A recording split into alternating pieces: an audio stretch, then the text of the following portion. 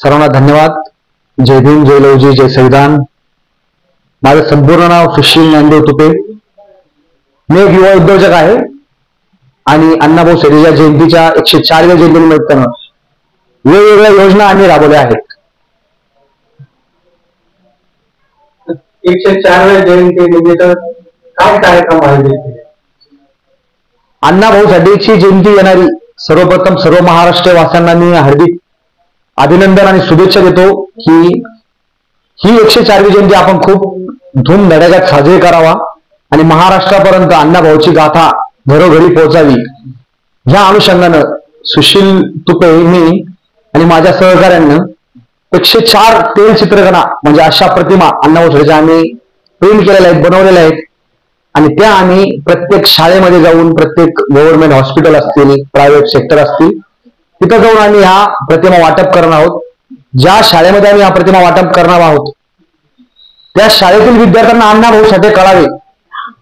अण्णाभाऊ साठेंचं काय वाचन होतं, अण्णाभाऊ साठेचं काय लिखाण होतं, त्यांचा अभ्यास काय होता, हे त्या लेकरांवरती संस्कार घडावेत या अनुषंगाने आम्ही 104व्या जयंतीनिमित्त 104 फ्रेम अशा आम्ही तयार बनवल्या आहेत. एक असं पण ऐकण्यात आलं की तुम्ही अण्णाभाऊ साहित्य अण्णाभाऊ साठे यांचं नाव एका ग्रह कार्याला पण दिलं. बिलकुल. काय यांची भूमिका? आमचा सर्वात मोठा उपक्रम जे आम्ही 2 वर्षापासून आम्ही त्याच्यासाठी लढत आहोत, ऑफिशियली नेटवर्कली आम्ही त्याच्याशी झगडत आहोत, ते म्हणजे आज मी तुमच्याद्वारे ह्या महाराष्ट्राच्या जनतेला सांगू इच्छितो की लोकशाहीर अण्णाभाऊ साठेंचं नाव आम्ही आकाशातील ताऱ्यांना दिलेलं आहे. हे नाव बनवताना आम्हाला खूप साऱ्या अडचणी आलेल्या आहेत, पण त्या अडचणीला अण्णाभाऊ साठेच्या विचारातून आणि बाबासाहेबांच्या विचारातून आम्ही पुढे जाऊन ती अडचण आम्ही दूर केली आणि लोकशाहीर अण्णाभाऊ साठे यांच्या नावाला, त्यांच्या प्रतिमेला उंच करण्यासाठी आम्ही आकाशातील ताऱ्यांना अण्णाभाऊ साठेचं नाव दिलेलं आहे. ही प्रोसिजर कशी राबवली तुम्ही आणि त्याच्यासाठी कोणाकोणाशी संपर्क? हा प्रोसेस करता वेळेस आम्हाला 6 महिन्याचा कालावधी लागला. त्याच्यानंतर त्यांचे काही चार्जेस असतात ते आम्ही पेड करून, चार्जेस म्हणण्यापेक्षा आपण असं करूया की अण्णाभाऊ साठेंना भारत सरकार ते भारतरत्न देण्यासाठी विलंब करत आहे, पण आम्ही समाजकार्यातून समाजसेविकेतून लोकशाहीर अण्णाभाऊ साठे यांचं नाव आकाशातील ताऱ्याला दिलं. ते आमच्या हातात होतं म्हणून आम्ही दिलं. त्या अनुषंगाने आम्ही हे काम केलेलं आहे. या उपक्रमाची दखल स्वतः लोकशाहीर अण्णाभाऊ साठे यांचे नातू सचिन साठे आणि सावित्रीबाई साठे यांच्या सुनबाई यांनी याची दखल घेऊन मला फोनवरद्वारे शुभेच्छा दिलेल्या आहेत आणि मला आमंत्रित केलेलं आहे वाटेगावामध्ये की 1 तारखेला तुम्ही आमच्याकडे या.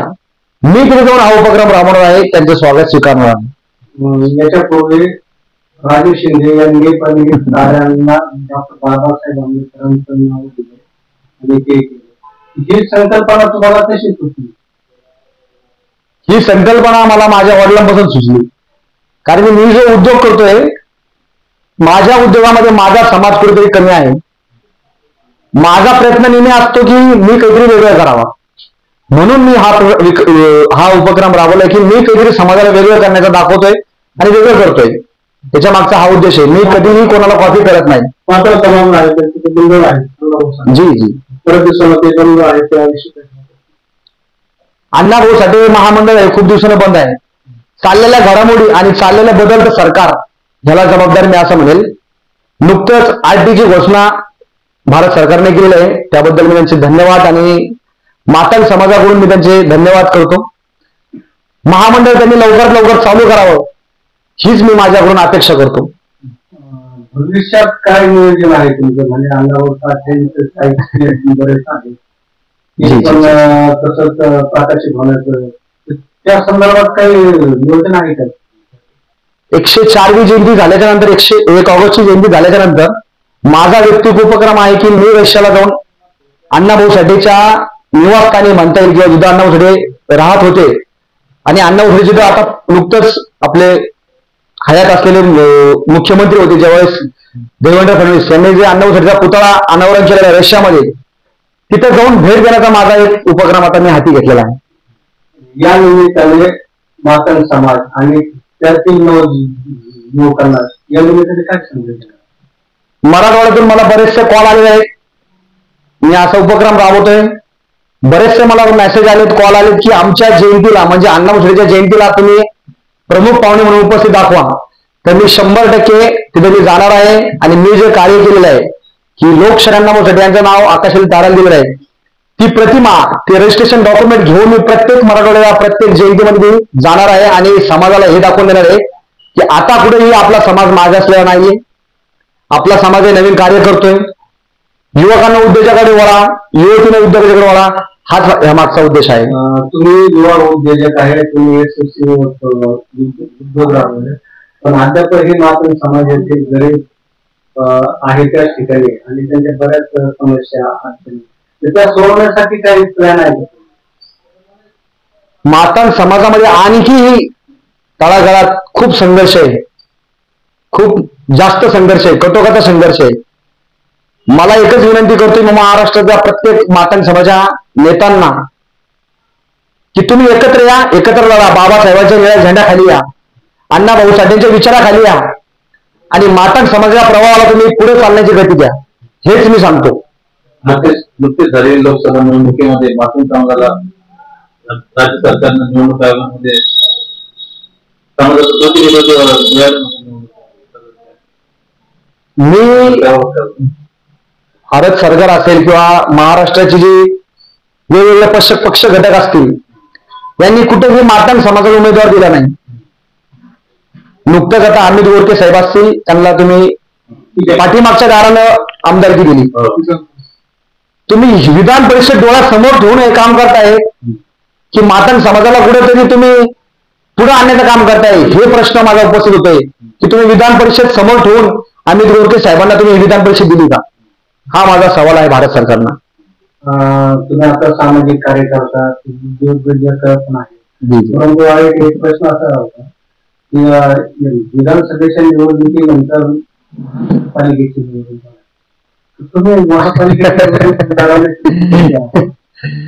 मी स्पष्टपणे सांगतो, माझा कुठलाही राजकीय हेतू नाही हा मागचा. माझा राजकीय गॉडफादरही नाही. माझे वडील उद्योजक होते, छोट्या छोट्या धंद्यामधून कोणताही व्यवसाय असेल छोट्या, त्याच्यामधून आम्ही यशस्वी झालो.